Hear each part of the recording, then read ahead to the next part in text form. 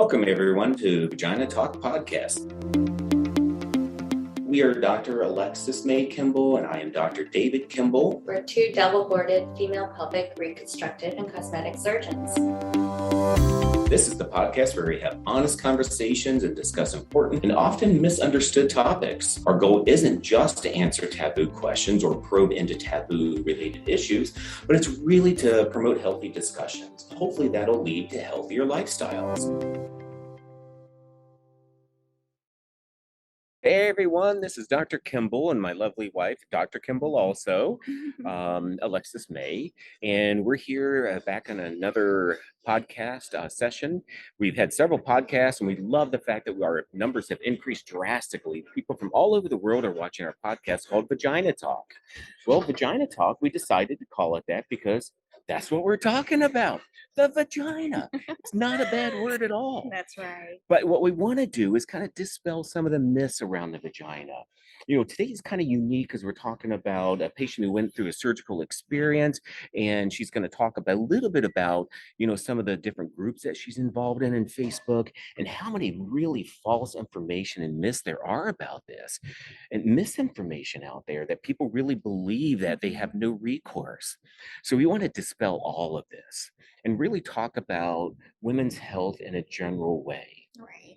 And really just for her to share her story. So other women, if you're listening and any of the things that Anna is talking about relate to you, we want you just to feel really comfortable, submit questions so that we can kind of help you find the right answers to what you're suffering from.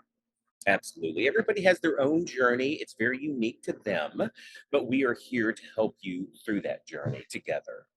So without further ado, let me introduce the lovely Anna, who is a patient of ours, who we've gone on a journey together. And, you know, Anna, if you can tell us just a little bit about yourself and kind of how your journey began and what happened to finally find us. So basically, well, my journey started with feeling like uncomfort. A lot of it happened, you know, like during sex, like I was having like painful sex, and you know, I did go to like a gynecologist, and you know, a lot of times like I felt that I was being like brushed off because it was always like, oh, you know, you're menstruating or it's like your cycle time. So I never really got the answers that I was like, I knew it wasn't like, it didn't feel right to me. So I just kind of like kept researching about it. But the bad thing about researching too is that, you know, you enter your symptoms in Google and things come up like, you know, cancer, PID. And so, you know, it just gives you like more anxiety. I did go to a gynecologist, and I just kind of felt like she didn't give me the care that I wanted. She offered more like, oh, sorry, I need to pause. How about this? Rewind a little bit. When you went to the gynecologist, the first thing that you kind of complained about was like painful sex, or were there other symptoms that you were describing to her? It started with like the painful sex. Mm-hmm. So that was like kind of my first initial sign. So as it progressed, I noticed too, like I started getting like a lot of like back pain, lower back pain. And also I was going to the restroom a lot. I was getting like frequent urination. So these are things that I did talk to my gynecologist about.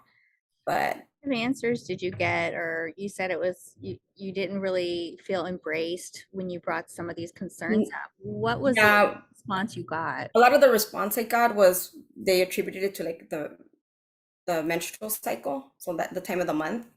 That gets blamed for so much. Yeah, so I kind of had to like push for it because then I just started noticing like a lump in my pelvic area. Mm-hmm. So that's when I kept pushing for it, and then she sent me for an ultrasound. That's when she did see that there was a fibroid there. Mm-hmm. But what she offered me was an IUD to try and shrink it. But to me, that wasn't like an answer for it. And she also did mention like a horizontal incision as well. So that was like an alternative to the IUD in case it didn't work. But to me, having a large incision wasn't going to work for me because I would have been down for like quite a few months. And at that time I was working in the music industry, and like I couldn't be bedridden for months at a time. Right. So Never I mind the big scar to heal. Right. yeah, and the healing time too, it wasn't gonna work with my schedule too. And it's scary. Like I've never had a child before, and you know, to me, having an incision that large was just not gonna work for me. Yeah. Yeah, Yeah, understandably. for sure. I mean, for functional reasons as well Mhm. as for the way it would look, and maybe it would Yeah, change the way you would experience your body in the future. yeah, exactly. And it seems like one of the points to be taken here, Anna, is the fact that you, as a female, know your body best. So when you Mhm. start to detect those changes, even though they may be kind of dismissed to some level, you as a patient should never dismiss them because you know that there's some significant changes there. You know that this is something happening inside your body that needs to be found out. So you being your own health advocate was really the most important step that you took. Right. Yeah, Right, for yeah. sure. What was the time period when you experienced those symptoms to the time that you like sort of sought Dr. Kimble out? I want to say at least maybe like 4 or 5 years. That's a long That is a very time. Yeah, So what yeah. happened in those 4 or 5 years? Yeah. Well, I mean, I kind of went with the IUD route, hoping that they would shrink, but I did notice that like my symptoms actually started getting worse. The back pain was getting more painful. So if I'd be sitting down, I like doing my makeup in front of a mirror. I don't do it in a vanity. Like I'll literally stand like in a a wall mirror and like sit down like Yeah. with legs crossed and just kind of getting up from that position. Like it made my lower back just really hurt, and it felt like I was almost like locked in that position. Something as simple as like something you would enjoy, like putting on your makeup, your armor for the day would be challenging, right? Yeah, Something- yes. And then so even like with the frequent urination, there's a joke between me and my friends because we'll have like these little like girl getaways, and they'd always come in like baby bladder. They'd be like, "Hey Anna, like don't wake us up because you're always getting up in the middle of the night to go to the restroom." So that was like another kind of like downside to like having like the fibroids Right. was the quality of life too, and your friends kind of like joking about it, even though it's, a medical condition. Um, so yeah, that was another thing that increased. I also noticed that as the time progressed, like it started smelling bad down there. Like it was like, I know, like I would ask my husband if he could smell it, and he would tell me no. Of course, he's gonna say no, but I mean, I could smell it, and you Okay, know, you know your body best, so you could detect even those subtle changes. Mhm. And you and with a pretty sizable fibroid uterus, so that's the bladder and the uterus are connected to one another, so it's bound to put pressure in on the bladder and give you this sense of urgency frequency a lot. yeah, So you came to our center, we did an evaluation, we kind of made a plan for surgery, and kind of give us a little your impression of all of that, and then the surgery itself.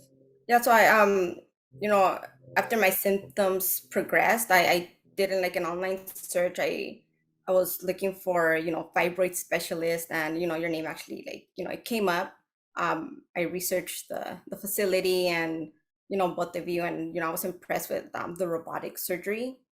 So I mean, that's going from a large incision to just these tiny little Yes. Yeah.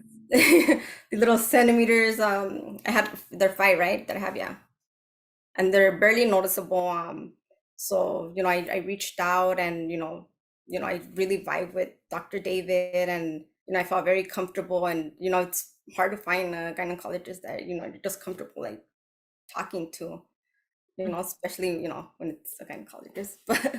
But no, yeah, I felt very comfortable, and he explained everything, and right from the get-go, he was like, "No, I don't want to see like any like ultrasounds that you've had in the past. We're gonna send you right for an MRI. That's more, specific. You can see everything there." And um, from that day on, I was like, "All right, I made the right choice with the surgeon that I selected, and everything was smooth." He looked at my MRI. He told me that we'd have to remove the uterus completely. That I also had a cyst, and you know he told me what my recovery time would be, and everything that he walked me through was just how it happened. Everything went smooth. So, I'm very grateful for that. Yes, we're always Yeah. happy. Yeah. Yes. How big was the uterus? How big was the Oh, uterus? How big was the so uterus? Do you two remember how big your uterus? I remember it being pretty sizable and yeah, impressive. Like it filled up your whole cavity. And you're a petite person, so yeah, I you're don't what, about remember. 5'1" or yeah. yeah, it was Like, like yeah. the whole thing. Yeah, So so it actually came above your belly button area. So in your age group, normal size uterus would be about this big. Yours is about this big. it was massive. Oh.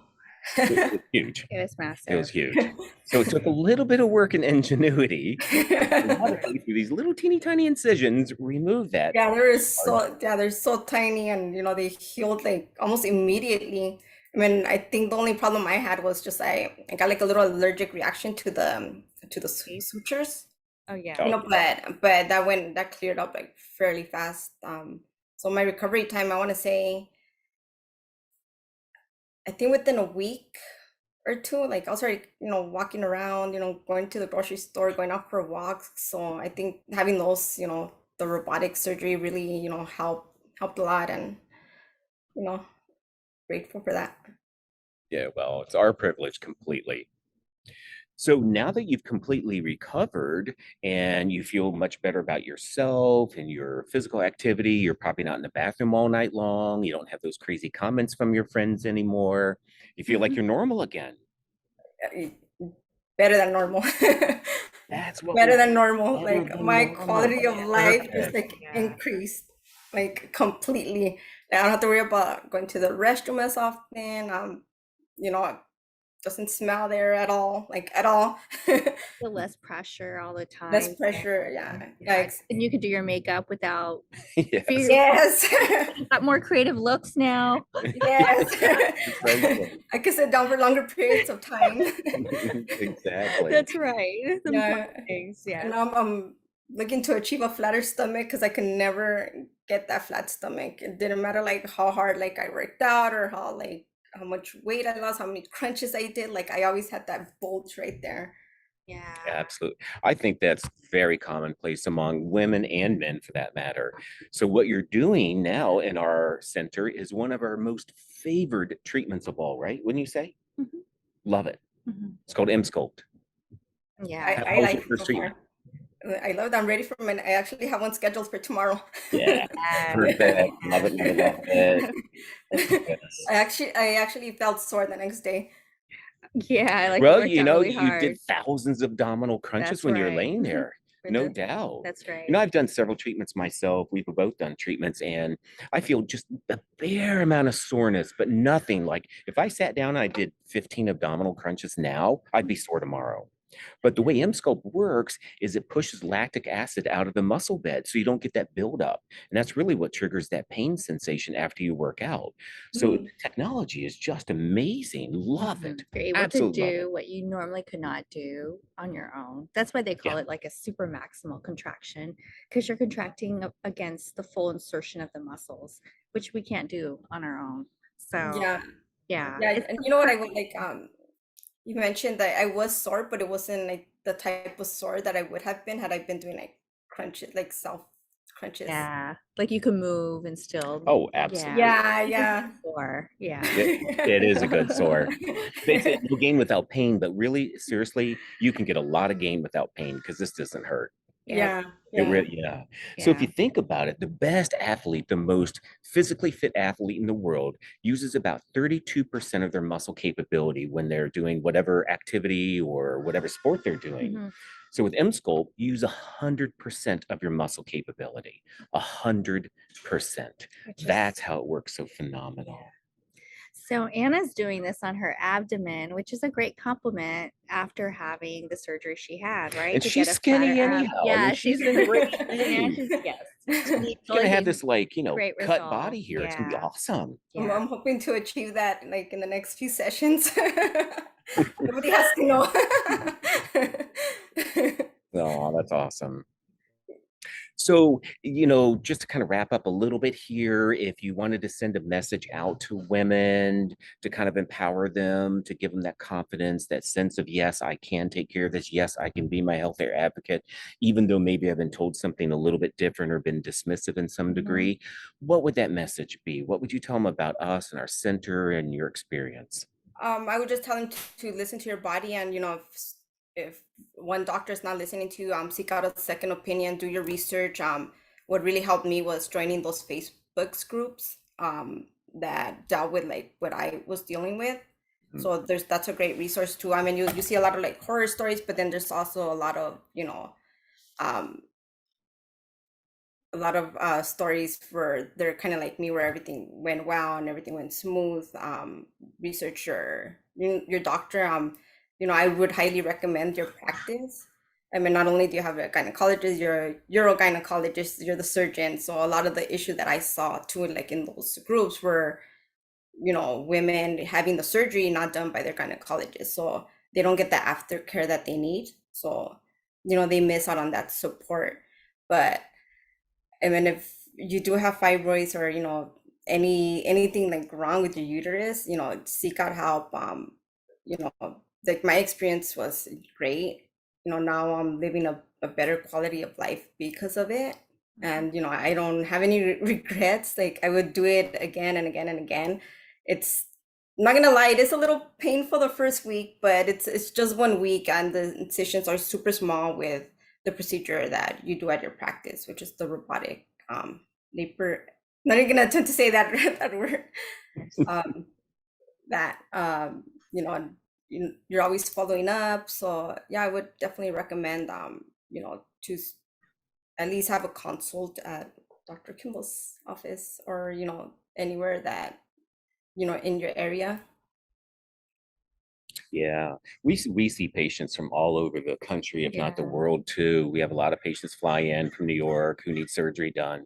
So we're really happy to see anybody who has questions about that. And today, like we're doing now with Zoom, a lot of this can be done even before you travel out to LA area. Totally. Anna, one of the things I think here is very unique about your story, and I think could be very helpful for our listeners to hear, is that when you're suffering from this condition, you saw your general OBGYN, and you suffered from this condition for 4 to 5 years. What's the difference? We're obviously urogynecologists, which is, do you know what the difference is? It's a subspecialty of general OBGYN. And a lot of our training and our skills really cater to more complex gynecological conditions. And I think in your story, you really touched upon that in the beginning, which I appreciated, is that you could see the difference in just the nuances of conditions. And this is really, really something sometimes very challenging to actually detect by the patient or even the physician. So would you advise anybody suffering from frequency, nocturia, fibroids, pelvic pain, back pain, in their journey or their search, what should they look for when they're seeking out a consultation? Someone I would look for someone that does specialize in like fibroids, or just like in the pelvic area. I think my problem was I was going to gynecologists too that also dealt with childbearing, so like people that were already pregnant. So that was their focus, and not so much on like issues with the female reproductive system. Mhm. Yeah, for Which is a sure. very good point, because our practice is completely solely about women's health care, pelvic care, surgical care of the, intimate area. Vulval vaginal care. Absolutely.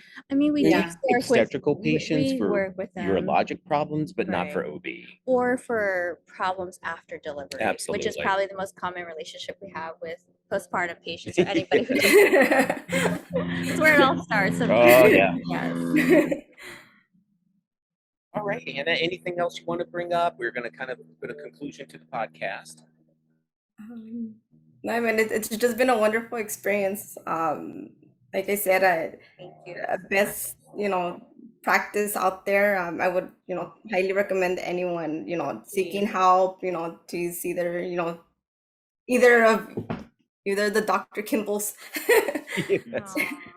So no, it's been a great experience, and the facility is beautiful, and I love the aesthetic of it as well. So that kind of helps you feel like nice, going to a nice facility. Thank you so much. We feel privileged that you're our patient, and we work really hard to kind of create an environment that embraces you as a patient.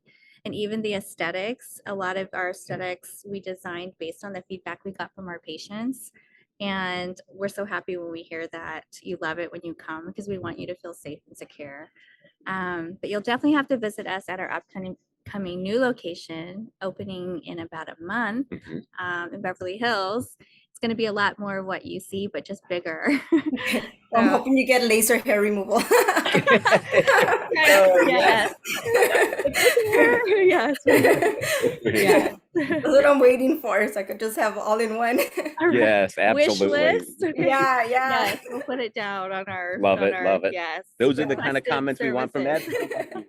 Let us know what you Yeah. want us to do. We're here for you. Get your password, your Emsculpt, and your laser hair removal. Right, There all you in go. one. That's Look, it. feel fabulous after one copy. Yeah. Oh, that's great. Thank you so much. And then for anyone listening out there too, if you have any suggestions or comments, or would like to hear more on any topics, feel free to drop us comments. A lot of our topics are based on the feedback we've received, and you could do that on our website, www.kimblecenterforpelvicwellness.com, under the podcast submission page. All right, everybody, we're going to say goodbye again, sadly so, but we'll be back, of course. We thank Anna very much for joining us. It's been a delightful podcast, very informative, and we look forward to seeing you next time.